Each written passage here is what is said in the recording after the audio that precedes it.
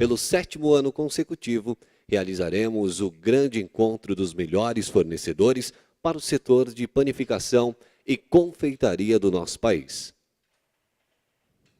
Agradecimento aos patrocinadores: Prática, M. Dias Branco, Universidade Presbiteriana Mackenzie, Agropalma, Irex do Brasil, Bralix, Granotec, Granulab, Arcolor, Bung Pro, RB Visual, Village, Dalora, Café Brasileiro, Peman, Nita Alimentos, Chamego Bom, Fensa Coca-Cola, apoio da Biepan, também contamos com apoio da Bima, a BIP e do Itaú.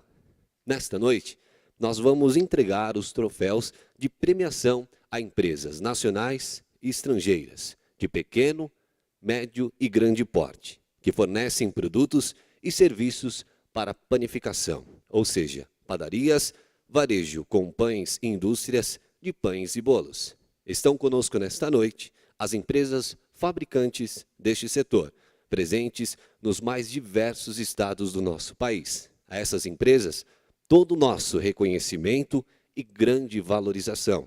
São vocês, através da força de trabalho e de grande desempenho, que trazem a este evento a concepção da grandeza deste setor de panificação, desde os fabricantes, distribuidores, alcançando também os nossos consumidores. Assim como temos no nosso setor de panificação uma abrangência nacional. Ter vocês aqui, eu acho que essa noite se reveste de uma atenção toda especial, né? Tenho que reconhecer que o heroísmo de vocês aí de enfrentarem trânsito, final de ano, tudo, mas eu acho que a gente está aqui numa celebração, num grande momento onde a panificação do Brasil é reconhecida, é vista por vocês. E da mesma forma, essa panificação, como foi dito há pouco, aonde estão as padarias, o varejo com pães e as indústrias, reconheceram vocês, né? São 4 tópicos que apontaram essa noite na direção de cada empresa que está aqui.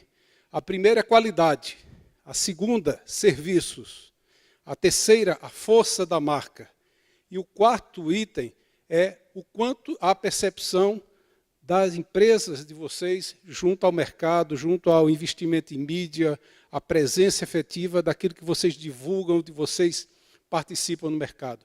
Essa é a razão de vocês estarem aqui, porque o mercado viu a empresa de vocês, o mercado reconhece a empresa de vocês. Então, é uma noite de festa, né? A gente costuma, às vezes, simplificar muito as coisas, mas hoje é um momento de celebração. A gente tem a tendência, né, de, na vida, não celebrar tantas coisas, mas um momento como esse é conquista de cada um de vocês que estão à frente das suas equipes, estão lá fechando o planejamento do ano de vocês. Então, a nossa participação ela é efetivamente com esse prêmio e a gente passa um pouco a mostrar o que a Max Foods tem de proposta para o mercado, né? Nossa empresa atua com 3 áreas de comunicação, multinegócio com os prêmios, né, de maiores e melhores, prêmio das melhores padarias e sorveterias, a área de pesquisa e a área de treinamento. Aonde isso chega? Vocês são empresas que estão na ponta do mercado. E a nossa participação em realizar prêmios, em ter veículos de comunicação e realizar serviços junto ao mercado é exatamente na direção de ser uma alternativa multimeios para atendê-los. É essa a proposta que nós temos, aonde nós buscamos trabalhar com o diferencial de levar conceitos novos, conceitos que possam modificar a forma do operador entender a empresa de vocês. Quando vocês estão lá com a área de pesquisa de vocês, desenvolvendo novos produtos, quando vocês estão em reuniões, buscando lançar novos produtos, se esse mercado não estiver preparado, pouco vai adiantar, porque a essência vai ter que ter uma sensibilização das padarias, do varejo com pães, das indústrias de pães, para absorver aquele produto que você está lançando. Essa sequência é que vai dando a manutenção e a vida das empresas de vocês. Vocês lançam novos produtos, esse mercado absorve. As tendências vão surgindo e vocês vão lançando novos produtos. E o nosso papel como Max Foods Multinegócio é exatamente de provocar esses compradores, é provocar oportunidades de negócio para vocês. Então, a nossa dinâmica nas 3 áreas que eu apontei para vocês é exatamente isso, e nós utilizamos essas ferramentas. São 6 revistas que nós temos, né? Não vou citar todas aqui, mas vocês já conhecem. A que está participando da premiação, nesse momento, é a revista Panificação Brasileira e a Cerealtech. Então, são 2 revistas que apoiam esse evento, e exatamente essa é a forma da gente comunicar no mercado. Só que, hoje, nós estamos numa dinâmica muito forte do trabalho impresso e do trabalho digital, né? Eu vejo muita gente aqui da minha época, né, que já acostumado com papel, mas a gente sabe que o digital tem crescido. Então, nós atuamos fortemente com os nossos produtos, todos impressos, todos estão abertos no modelo digital. Atuamos com sites, portais, e-mails, marketings. Temos o maior banco de dados do setor de panificação, que isso é muito importante. Hoje, quem tem dados tem força. Hoje, quem tem informação tem força. E é essa força que a gente quer passar para vocês. Criar novos produtos também é papel de vocês, né? Estamos lançando agora, um material inédito para fevereiro, o primeiro guia de treinamento e aperfeiçoamento do setor de panificação. Isso significa que você vai encontrar em um veículo só, em um local só, cursos, palestras, seminários, congressos, feiras, tudo que você buscar para treinamento e aperfeiçoamento vai estar nesse guia. Isso vai chegar na mão dos panificadores, dos padeiros, dos empreendedores, exatamente para que eles possam evoluir. E é nesse sentido que a gente vai estar dando a oportunidade das empresas vocês contribuírem. Assim como o nosso anuário. Também temos aí em março, eu tenho que aproveitar meus comerciais, né? Vocês vão me perdoar. Em março, nós estamos lançando a 7ª edição do nosso anuário, que é o mais completo do mercado. E, finalizando a parte da comunicação, a gente fecha isso com os nossos prêmios. Nós temos 2 premiações a nível nacional, que é das melhores padarias do Brasil, 100 melhores padarias, e do prêmio Maiores e Melhores, que é esse evento que vocês estão participando. O sucesso dessa premiação tem sido tal que nós estamos agora com premiações das melhores padarias, melhores confeitarias e melhores sorveterias regionais. Já temos feito eventos dentro da FISPAL Nordeste, FENOPAN, FEBRACHOCO. Em 2015, nós vamos estar lançando a versão no sul, no norte e no centro-oeste. O que é que isso significa? É só mais eventos? Não, é valorização, reconhecimento e integração fornecedor e operador. É uma forma de chegar junto a esses mercados regionais. Outra área de atuação que a Max Foods tem é a área de pesquisa, né? Nós fazemos pesquisas na área de panificação, confeitaria e sorveteria. Nós trabalhamos com essa área. Por quê? Porque nós temos um baita banco de dados, nós temos acesso ao mercado, e isso facilita bastante com que a gente possa contribuir com a empresa de vocês na área de pesquisa. E para fechar a nossa apresentação, eu trago o desafio, está chovendo lá fora, né? Então, não importa qual seja o cenário de 2015, se você está meio para baixo, nós estamos juntos. Se o cenário for melhor do que a gente está imaginando, nós estamos juntos. Qualquer que seja o cenário que se apresente no próximo ano, nós temos alternativas, podemos conversar, e eu tenho uma mania. Eu sempre falo que eu não sou um vendedor, né? Mas eu sempre que termino uma reunião numa empresa, e apresento tudo, né, como eu apresentei há pouco aqui, algumas ações que a Max Foods faz, eu sempre pergunto assim, aonde é o gargalo? Aonde está pegando para vocês?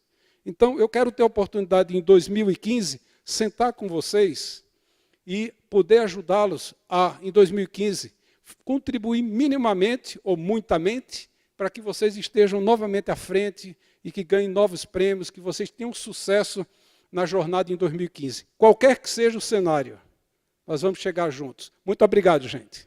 Convido agora à frente o deputado federal e secretário de Planejamento e Desenvolvimento Regional do Estado de São Paulo, o engenheiro Júlio Seneghini. Quando o governador pediu para que eu viesse representá-lo, e foi uma coisa realmente de última hora, de não ter conseguido acomodar na agenda, eu fiquei conversando com uma pessoa que ele gosta muito, para poder imaginar um pouco do que ele gostaria de falar, e eu reservei. Mas é uma mensagem minha, pessoal, que eu gostaria de dar a esse setor. Se tem um setor que realmente representa algo que tem sobrevivido há séculos, como uma referência do que é de bom, do que é positivo, às vezes até de maneira sagrada, né, e que soube se adaptar a todos os tipos de sociedade, de países, de canto que nós temos nesse mundo hoje globalizado, e ter sobrevivido com sucesso. A gente, quando pensa inicialmente num dos principais produtos desse setor, que é o pão, a gente lembra do início da sociedade. Não só porque se transformou num produto bíblico, faz parte de quase todas, citado em quase todas as religiões, mas até porque é um dos alimentos que tem sobrevivido sempre como um dos nossos principais, né? Um alimento barato, que chega na vida de todos, um alimento do nosso dia a dia, e sempre é o nosso primeiro alimento que a gente tem durante o dia. Pelo menos ele faz parte dessa primeira refeição, que é uma das coisas mais nobres que nós hoje podemos ter para a nossa saúde. E faz de uma maneira tão forte que a gente nem percebe, né? A gente, às vezes, quando fica longe, não começa a imaginar, quando acorda e vai começar o dia, ninguém sabe o que já aconteceu para que o seu pãozinho quente estivesse pronto, te esperando, para que pudesse disponível ali próximo a gente, na nossa casa, ou em qualquer lugar onde a gente vá tomar o nosso café. Então, na verdade, é um dos setores que mais acorda cedo, mais começa a colocar os fornos para poder acendê-los, trabalhar e preparar uma vida nossa dinâmica. Mas muito mais do que isso. É um setor que, na verdade, representa a capacidade de evoluir, de vencer desafios, né? Mas preservar o que tem de importante na cultura, que é isso que é o mais difícil hoje. Não é mudar, saindo, fazer uma coisa nova, esquecendo o que foi o seu passado. A gente hoje, quando entra, lembra das antigas padarias, onde a gente ia apenas buscar um pãozinho, 1 litro de leite, depois a gente começa a comer ali um sanduíche, uns alimentos preparados à base de pão, ou à base de um suco, de uma fruta, numa alimentação rápida, à medida em que depois ele se transforma, chega na maneira de poder ter um produto de conveniência, rápido, uma logística totalmente diferente, uma forma moderna, com estoque, com produtos que têm que ser armazenado, transportado de maneira totalmente diferente de como era feito antigamente. Vence, chega, se instala, se moderniza, se conecta com uma cadeia industrial das mais fortes que nós temos no Brasil, se liga e mantém a tradição com aquilo que tem de mais forte no Brasil, que é o agronegócio, se mantém, sobrevive, vence as grandes lutas, inclusive com cadeias internacionais do fast food, e se transforma num dos lugares mais gostosos da gente conviver com a família e com os amigos. Não há quem aqui não goste de domingo, ou num almoço, ou qualquer coisa que seja, mas tomar todo dia de manhã, como eu quase todo dia tomo, numa padaria, um café da manhã. Não há nada tão gostoso como num domingo da manhã, você ver as famílias chegando e as crianças ali que tendo todos os tipos de alimentação nos cafés da manhã mais completos que a gente pode ver, que fora do Brasil só se tem hotéis mais sofisticados, aqui à disposição de qualquer um, em qualquer bairro, em qualquer canto do nosso estado, a gente consegue ver. Uma linguagem até própria, bonita, que os filhos adoram. Chega lá e fala, olha, eu quero o meu pingado, eu quero o meu escuro, eu quero um pão canoa na chapa, eu quero uma linguagem tão própria daquelas pessoas simples que estão ali, mas isso mostra uma coisa que às vezes a gente não sabe o porquê do sucesso. É saber atender o cliente do jeito que ele gosta. É com um pouquinho de manteiga, é bem passado, é na chapa, é com miolo, é sem miolo, é com pouco café, é com bastante leite, é uma fruta picada, é o suco desse jeito, daquele, com açúcar, sem açúcar, enfim. É realmente, quem sabe, estar perto do consumidor e satisfazer as nossas vontades. E é com essa cadeia construída por vocês todos, com tantas vitórias, com uma luta grande de quem sabe preservar o que é bom, vencer e construir o novo, é que eu gostaria de dar uma mensagem para vocês. Essa luta de vocês transformaram aqui no Brasil uma das mais importantes cadeias produtivas, com mais de 700 mil empregos diretos, com quase 2 milhões de empregos indiretos, mas só em São Paulo, mais de 27 mil empresas, e que tem um exemplo de saber vencer nesse mundo dinâmico. Desde 2007, esse é o primeiro ano que vocês provavelmente vão crescer menos de 10%. Isso mostra que numa década em que o Brasil tem crescido quase zero, vocês conseguem crescer, conquistando o mercado, atendendo às necessidades do consumidor. E o governador Geraldo Alckmin, antes de falar dele, pediu para que desse uma lembrança do carinho que a dona Lu tem. A dona Lu, a Lu Alckmin, esposa do governador, a nossa primeira-dama, ela tem uma paixão por aquilo que são as obras sociais do Fundo de Solidariedade. Ela é realmente uma mulher maravilhosa para quem trabalha perto e sabe vê-la. E ela não sabe passar uma hora, meia hora, quando fala dos seus sucessos e das suas coisas, do projeto que ela construiu no Fundo de Solidariedade, chamada de padaria, como ela chama, dessa maneira simples. É uma forma de poder formar as pessoas, colocar um kit numa comunidade pobre, que às vezes nem tem sequer ainda uma padaria ali perto, se bem que hoje em qualquer canto a gente encontra, mas dessa maneira ela construiu, no primeiro mandato do governador, um outro antigo, em 2001 a 2006, 9 mil kits e preparou 20 mil agentes comunitários para que pudessem ser multiplicadores. Nesse novo governo, nesse novo mandato do governador de 2011 a 2014, foram apenas 1.000 kits, porque muitos estavam sendo ainda conservados e produzindo com carinho. Tal a importância que a comunidade ou um fundo de solidariedade de um outro município dá, mas capacitaram mais 60 mil novas pessoas.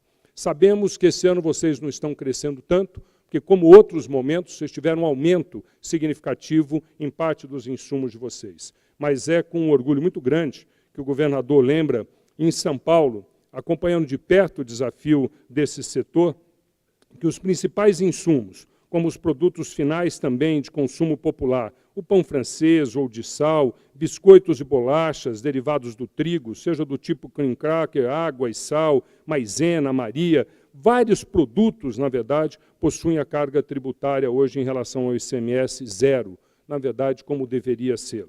O Desenvolve São Paulo, que é o nosso banco de desenvolvimento, lançou alguns anos, agora 2 anos atrás, um financiamento com um juro zero para aquisição de máquinas e equipamento, que visa se adaptar os estabelecimentos à norma regulamentadora NR12, que prevê a substituição de equipamentos para garantir a segurança desses trabalhadores que acordam tão cedo nas padarias ou dos altos níveis que estão dentro das indústrias.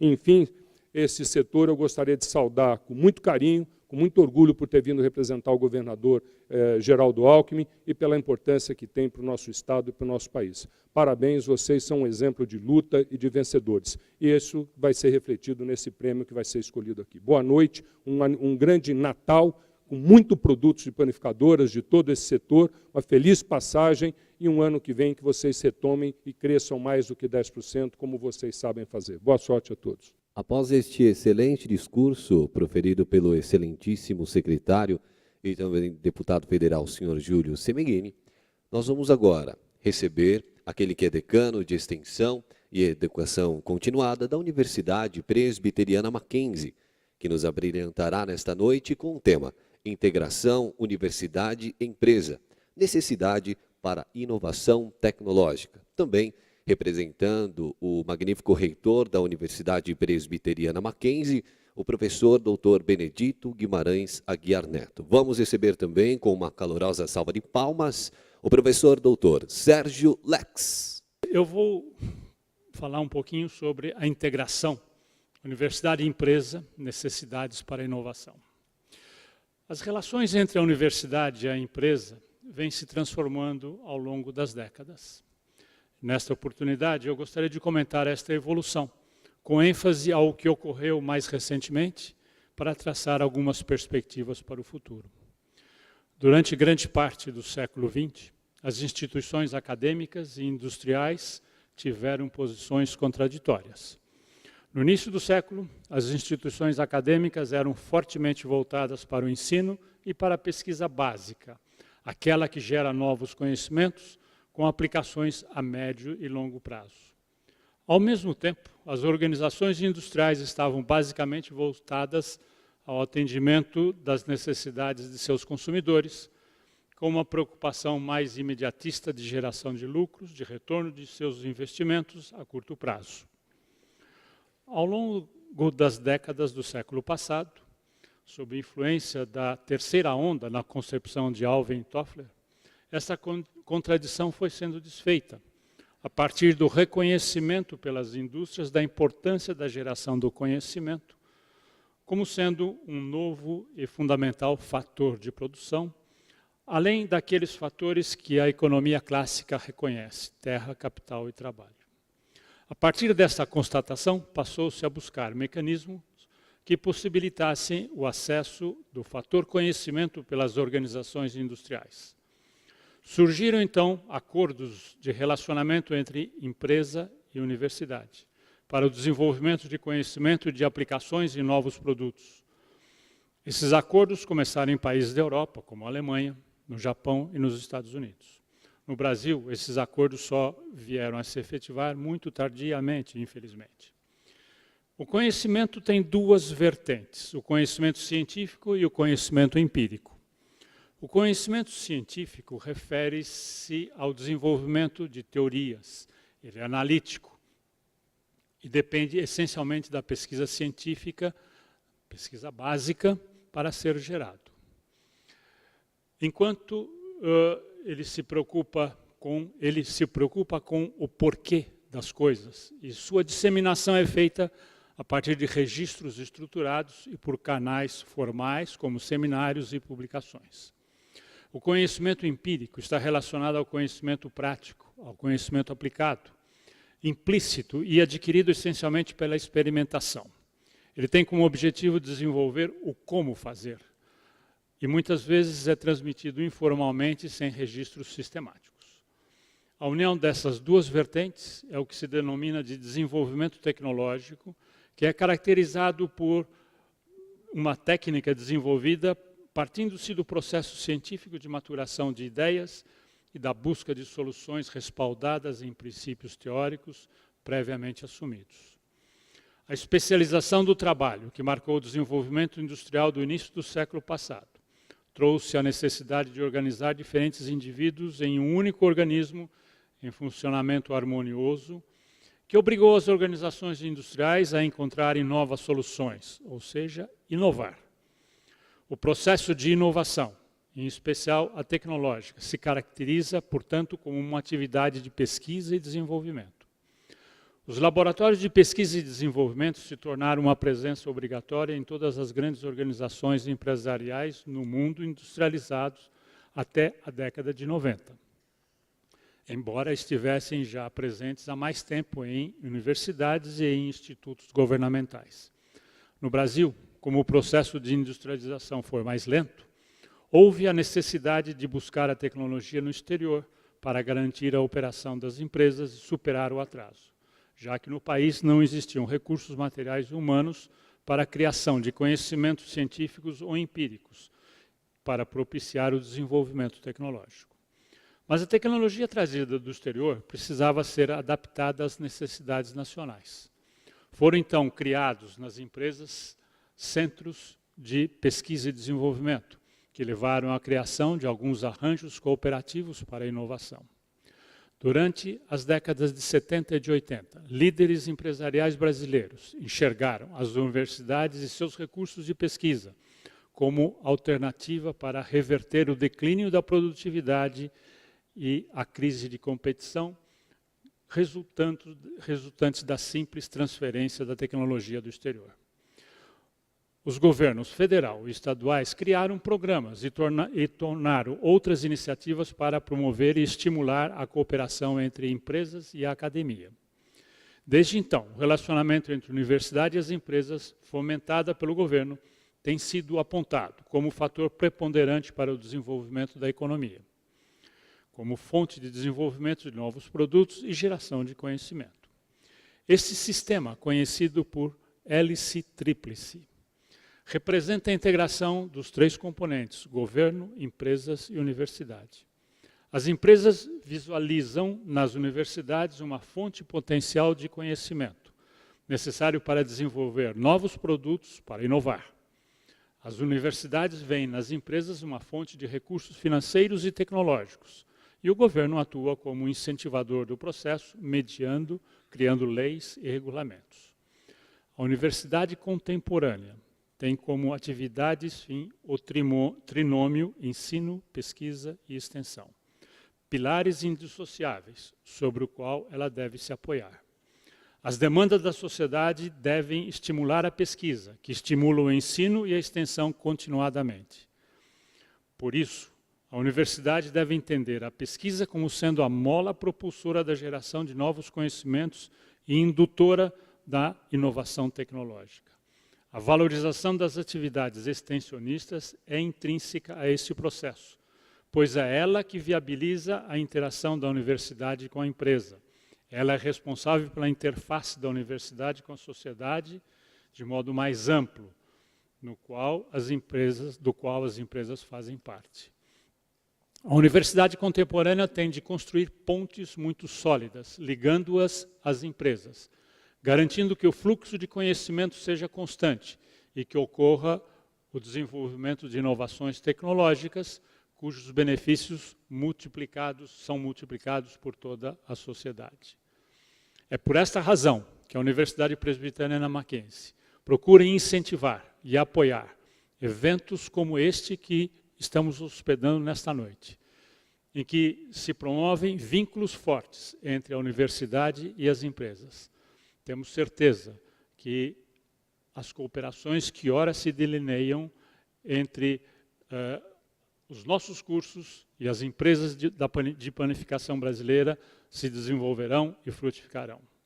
Parabéns aos organizadores deste evento, não só pelo estímulo à excelência das empresas do setor, mas também pela visão que esta integração com a academia pode trazer de benefícios para o setor. Obrigado a todos e tenham um bom evento. Ministrará a palestra Cenários Econômicos, Tendências para o Setor de Alimentos. Boa noite. Eu quero inicialmente saudar o excelentíssimo senhor secretário de Planejamento e Desenvolvimento Regional, deputado federal Júlio Semeghini. Prazer muito grande em tê-lo aqui no Mackenzie. Eu quero saudar também o professor Sérgio Lex, aqui representando o nosso magnífico reitor da Universidade Presbiteriana Mackenzie. Eu quero saudar também o doutor Augusto César de Almeida, digníssimo diretor da Max Foods e organizador desse encontro, senhoras e senhores, corpo docente e discente desses cursos da Universidade Presbiteriana Mackenzie relacionado com a gastronomia, com a nutrição, representantes de empresa. Eu fiquei imaginando por que eles convidaram um agricultor para falar no encontro de maiores e melhores de panificação. Talvez porque a gente esteja lá no início da cadeia, no início do processo onde termina com vocês, com a manufatura e com a indústria. Eu vou procurar ser extremamente rápido e vou tentar dar a minha visão. Eu vou tentar fazer alguns comentários daquilo que me pediram, principalmente o cenário do nosso país e aquilo que nos espera em 2015. Não é uma tarefa fácil, eu não vou trazer nenhuma receita de bolo, mas eu vou procurar trazer uma palavra-chave para mim, que a gente tem esquecido nesse país e que a gente não tem perseguido isso. Primeiro, uma grande pergunta que o mundo faz, e é a pergunta desse século, né? A revista The Economist, ela colocou: como que nós vamos fazer para alimentar 9 bilhões de pessoas? Esse é o grande desafio que nós vamos ter que enfrentar e que nós vamos ter que estar preparados para isso. Então, no começo lá da cadeia, ela faz alguma pergunta de como que a gente poderia, nesses próximos 40 anos, quem vai ser o responsável por isso? Provavelmente vai ser alguém que aumentou sua produção, provavelmente vai ser alguém que tem muita terra, que tem muita água, alguém que tem um bom rebanho, alguém que tem uma disponibilidade de terras férteis, e ela conclui o seguinte: em outras palavras, se você tiver esses requisitos, você vai estar pensando no agricultor e no produtor de um país chamado Brasil. Então esse é o desafio que nós temos para frente. E nesse desafio, esse país ganhou na loteria. Esse país tem um bilhete premiado chamado China. Um país que é incrível, que tem uma demanda fantástica pela questão de alimentos. E é incrível como o nosso país está desperdiçando, está jogando fora esse bilhete premiado que é China. E nós vamos fazer alguns comentários sobre isso. E dentro daquilo que eu queria trazer para vocês nessa noite como uma reflexão, eu queria trazer uma palavra que a gente não tem aqui levado muito em conta na atividade econômica do Brasil. Uma palavra chamada liberdade. Não é liberdade apenas de imprensa, a liberdade de pensamento, mas é uma outra liberdade que nós estamos esquecendo. E para isso a gente precisa estar informado do que está acontecendo no país, que a gente não está às vezes ficando atento, e as coisas estão passando de uma maneira em que a gente não está imaginando. Porque o mundo hoje, ele é cruel, ele é extremamente veloz. Para vocês terem uma ideia, quando o descobrimento da América aconteceu em 1492, a notícia desse descobrimento, ela demorou 6 meses para chegar lá na Europa e serem avisados os reis católicos Fernando e Isabel. Quando Abraham Lincoln, já presidente de uma das maiores nações do mundo, em 1865, ele foi assassinado, a história desse assassinato, o evento em si, o fato, demorou 13 dias para alcançar a Europa. Vejam como a situação vai caminhando. Em 1969, quando Neil Armstrong pisou na Lua, 1,5 segundo depois, quase 600 milhões de telespectadores estavam vendo isso. E o mundo hoje é assim. O WhatsApp, o celular, essa comunicação tão intensa, e é nesse mundo que a gente tem que estar preparado com essa guerra da informação, porque esse é o nosso grande desafio, é o poder da informação, não é mais o poder militar, não é o poder religioso, e é com isso que nós vamos ter que estar preparados, né?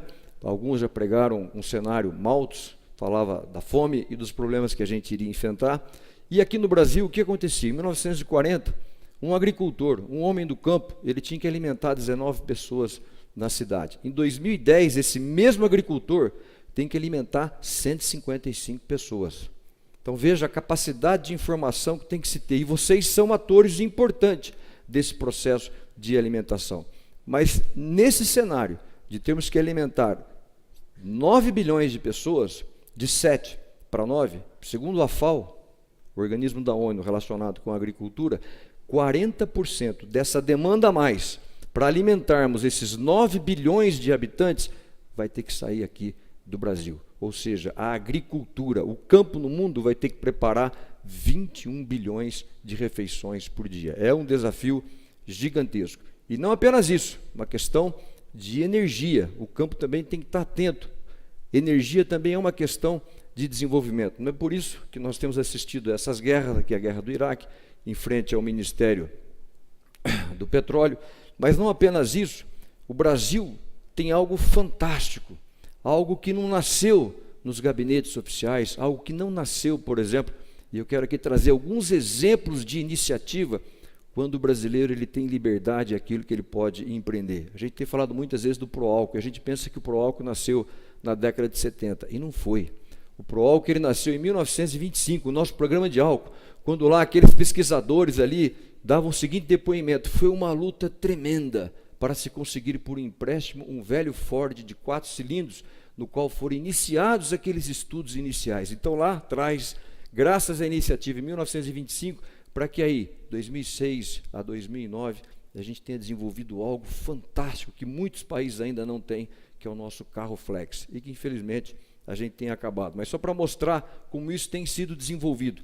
E vocês que trabalham, por exemplo, com açúcar, nesse setor que o setor suco energético tem passado no Brasil, muitas pessoas falam, não, mas não tem competitividade.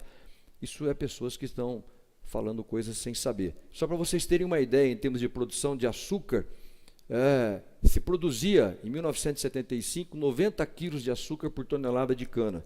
Em 2005, isso saltou para 120 quilos. A gente tinha 165 dias de safra, pulamos para 220.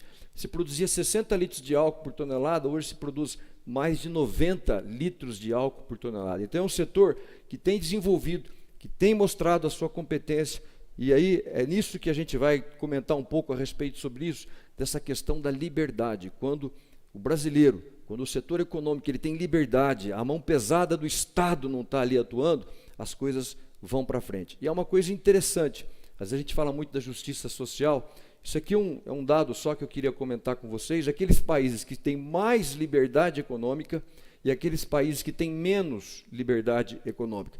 Isso aqui é a renda per capita da população 10% mais pobre. Aqueles países que têm mais liberdade econômica, a renda per capita dos 10% mais pobres é muito mais elevada daqueles países que não têm liberdade econômica. Às vezes a pessoa fala, mas você está fazendo algum comentário que não é isso que está acontecendo no Brasil. E eu quero só que você me acompanhe algumas coisas que eu vou aqui colocar para vocês. Resumindo, quanto maior a liberdade econômica de um país, isso aqui é um dado muito interessante, menor a corrupção, maior a expectativa de vida da sua população, melhor a qualidade de vida, maior o controle da inflação, maior a renda per capita, cerca de 8 vezes, os pobres ganham mais, como a gente aqui colocou, as pessoas são mais felizes, os direitos civis são mais protegidos naqueles países que têm mais liberdade econômica, o meio ambiente é mais cuidado, menor mortalidade infantil, menor trabalho infantil, menor desemprego. Então veja como a chave é essa palavra, a questão da liberdade. E eu quero contar algumas coisas que estão acontecendo no nosso dia a dia e a gente não tem percebido como as coisas vão se entranhando, como a liberdade ela tem sido enjaulada, como a liberdade ela tem sido uma palavra que está ficando fora do nosso dicionário. Eu, pelo menos como brasileiro, eu não consigo entender, eu não estou fazendo nenhuma crítica a nenhum deputado, longe disso. Mas qualquer elevador que você for pegar nesse estado, você vai ver lá, na entrada do elevador, o seguinte aviso: antes de entrar no elevador, verifique se o mesmo encontra-se parado neste andar. Isso é me tratar como se eu fosse um imbecil, que eu não soubesse aquilo que eu tenho que fazer. E é essa maneira, a gente tem sido anestesiado, é dessa maneira como a gente tem sido educado. E é nessa maneira, nas pequenas coisas, que esse país tem caminhado, a gente vai citar aqui alguns exemplos, esquecendo do grande potencial, esquecendo de uma China, esquecendo dessa alimentação de 9 bilhões de pessoas. Pior se a gente fosse num país, por exemplo, como o Egito, imagine só, 98% é deserto, 2% é área agricultável, que são as pequenas margens aqui do Rio Nilo. Imagine ter um setor de panificação num país como esse, praticamente tudo importado. Não é isso que temos aqui, temos um futuro muito melhor. Por que isso? Porque isso é uma herança, infelizmente, que a gente acabou tendo aqui. Quando Tomé de Souza ele vem lá de Portugal e vem para cá, para a colônia, ele trouxe de lá, para quem é agricultor sabe disso, ele saiu de Portugal com um regimento pronto daquilo que ele ia fazer no Brasil. Imagina alguém que vai comprar uma fazenda, ele já senta, antes de conhecer a fazenda, eu vou fazer isso, vou fazer aquilo, não tem a mínima ideia. Então o Brasil é um país que infelizmente ele nasce às avessas, nasce primeiro no papel e depois as coisas vão para a prática. Então ele trouxe esse regimento extremamente centralizador, absolutista. Nós tivemos a coroa quando Dom João VI chegou aqui, antes de termos uma população, tivemos o Banco do Brasil, antes de termos a economia. Nós tivemos uma escola superior de medicina lá na Bahia, antes de termos a verdadeira alfabetização. Tivemos o parlamentarismo, antes de termos as eleições. E o resultado disso, cada vez mais a gente está esperando um decreto, está esperando algo que vem de Brasília, alguma coisa, e essa burocracia tem colocado a mão pesada sobre o setor produtivo. Estima-se que hoje nós temos o equivalente a uma indústria automobilística do desperdício de energia e de tempo que a gente tem que gastar com essa burocracia. Por quê? Porque o Estado se intromete aonde ele não deveria se intrometer. E eu coloquei algumas coisas, não é nenhuma crítica, nós estamos aqui numa universidade, e a educação é uma das áreas onde o governo deveria estar atuando. E você sempre sabe, alguém já deve ter ouvido isso, mas não custa lembrar alguma coisa, nós tivemos aí recentemente o Enem. Então veja como anda a nossa educação. O aluno escreveu o seguinte na sua redação: o desmatamento de animais precisa acabar. É um problema de muita gravidez devido aos raios ultraviolentos. O sol nasce no nascente, passa o dia no ocidente, à tarde no oriente e morre no morrente. É assim que anda a nossa educação. No exército romano haviam as catapultas, que eram policiais que combatiam a prostituição. Então, como eu fiquei sabendo que eu era o último a falar, eu quis colocar as pérolas do Enem, porque se alguém estivesse dormindo, com certeza iria acordar. Os lagos são formados pelas bacias esferográficas. Não bastasse isso, Lenin e Stallone eram grandes figuras do comunismo na Rússia. Tomara, né? Aí nós não teríamos esses problemas. Então, nessas áreas aonde o governo deveria estar atuando, ele se esquece e vai para outras áreas que não é a sua função principal. E um mundo fantástico. Eu acho extremamente desafiadora essa frase do Henry Ford, quando ele diz o seguinte: se eu perguntasse para os meus clientes o que eles queriam, a resposta seria um cavalo mais veloz. Ou seja, o objeto que ainda vai ser inventado, talvez o seu consumidor não saiba. Porque se o Henry Ford tivesse chegado para aquele pessoal que andava numa carruagem, o que eles iam responder? Eu quero um cavalo mais veloz. Ninguém ia falar, eu quero um carro, eu quero um automóvel, porque ninguém sabia o que era isso. Então é um mundo extremamente desafiador em termos de inovação, e é onde a gente tem, em vez de liberarmos essa criatividade do brasileiro, nós temos a mão pesada do Estado. Eu quis trazer aqui, por exemplo, o que está acontecendo na Universidade Presbiteriana Mackenzie, que é o desenvolvimento do grafeno. Muitas pessoas não ouviram falar isso. Em 2004, o grafeno foi isolado. Essa estrutura que vocês veem aqui, através do grafite, com uma fita de durex, 2 pesquisadores, em 2004, no Reino Unido, na Universidade de Manchester, eles isolaram o grafeno. E o grafeno, sem dúvida alguma, vai ser um material que vai revolucionar. É o que vai permitir que a tela do seu celular seja flexível, da sua televisão. É um campo fantástico. Mas veja bem como é esse mundo aí fora. Em 2004, esses 2 pesquisadores isolaram o grafeno. Em 2010, 6 anos depois, esses 2 pesquisadores já estavam ganhando um prêmio Nobel. Em 6 anos. Hoje o Mackenzie investe quase 70 milhões de reais aqui num centro de grafeno, de pesquisa de grafeno. É o maior investimento privado em novos materiais, nessa nova fronteira. Mas por que eu estou dizendo isso? Em 6 anos eles ganharam o prêmio Nobel, 2 professores da Universidade de Manchester, no Reino Unido. E em 2013, 3 anos depois do prêmio Nobel, olha só como que é esse mundo. O Reino Unido, que isolou pela primeira vez esse material fantástico chamado grafeno, só tinha 54 patentes registradas desse material.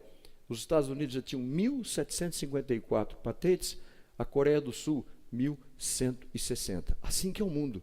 Assim que é essa corrida tecnológica que nós temos que estar preparado. Semana passada, nós tivemos aqui no Mackenzie uma palestra do nosso INPE.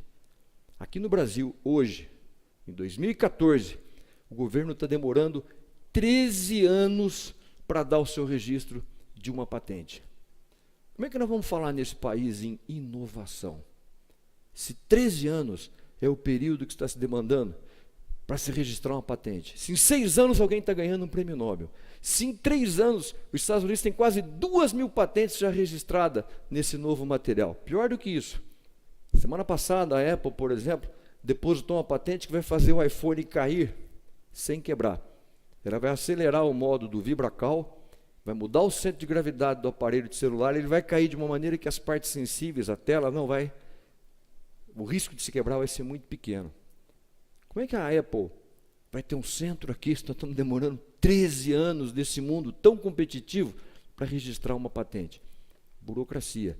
Não é assim, é a falta da liberdade que a gente vai caminhar para frente. Mesmo assim, com tudo isso, só para vocês terem uma ideia desse setor que está lá atrás, antes da porteira, para produzir isso que vocês estão fazendo na panificação, veja, em 1990 a gente tinha uma área mais ou menos de 37 milhões de hectares, e essa linha azul é a produção, produzindo em torno de 58 milhões de toneladas de grãos.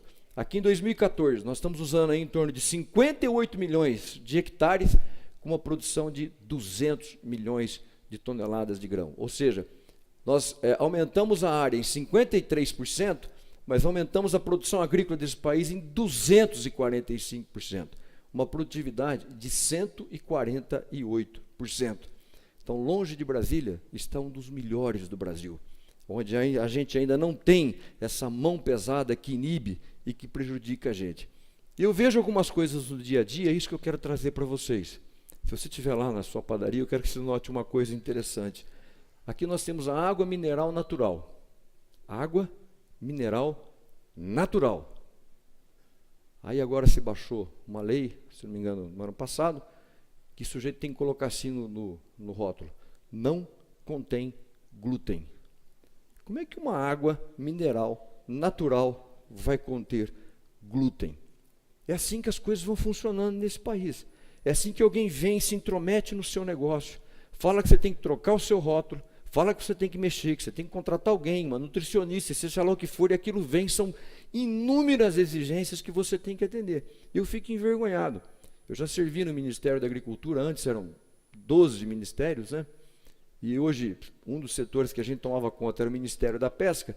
Veja só como é que se tem um cargo hoje no Ministério da Pesca que tem o seguinte: o sujeito lá, e hoje nós temos um interino, não tem o efetivo, ele é o coordenador geral da coordenação geral de planejamento e ordenamento da aquicultura em águas da União, marinhas do Departamento de Planejamento e Ordenamento da Aquicultura em águas da União, da Secretaria de Planejamento e Ordenamento de Aquicultura do Ministério da Pesca.